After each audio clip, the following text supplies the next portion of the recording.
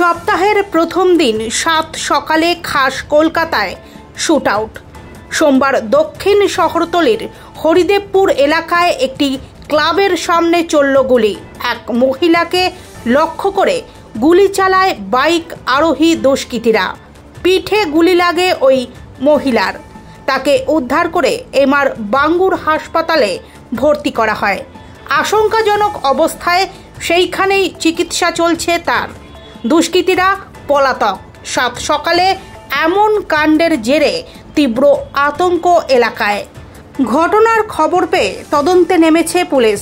সকালে হরিদেবপুরের একটি ক্লাবের সামনে দিয়ে যাচ্ছিলেন মৌসুমী হালদার নামে 50ঊর্ধ্ব ওই মহিলা।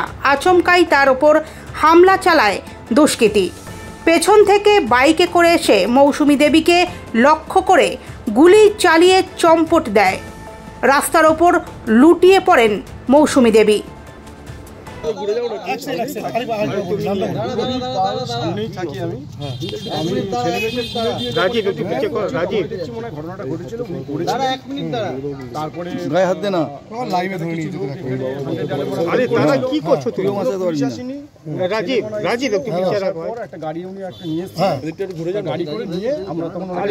তুলে দিয়েছি, ঠিক আছে, ওনাকে নিয়ে গেল, ব্যাস এই অবধি আমি জানি। আওয়াজ পেয়েছেন? না না, কোনো আওয়াজ পাইনি। আমি জাস্ট আমার ছেলে মেয়েকে আমার স্কুলে দিয়ে আমি তখন ব্যাক করছি। ঠিক আছে দিদি, আপনি কোনো আওয়াজ পেয়েছেন? আপনার বাড়ির সামনেই তো ঘটনা ঘটেছে, কিরকম আওয়াজ পেলেন? একটা টায়ার ফাটলে যেরকম হয় আওয়াজটা ওরকম। আমি ঘরে ছিলাম।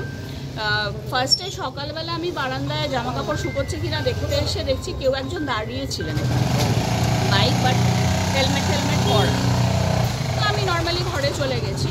তারপরে দেখছি যে খুব জোরে একটা টায়ারটা খুব জোরে ফাটলে যেরকম আওয়াজ সেরকম, এবং একজন খুব চেঁচাচ্ছে যে আমাকে বাঁচাও করে। তো আমি ভাবলাম ওদের অ্যাক্সিডেন্ট হয়েছে, টায়ার ফেটে পড়ে গেছে। তারপরে কিছুক্ষণ পর বারান্দায় এসে দেখি যে উনি পড়ে আছেন সোজা হয়ে, মানে মুখটা উপর দিকে ছিল, পিঠটা ইয়েতে।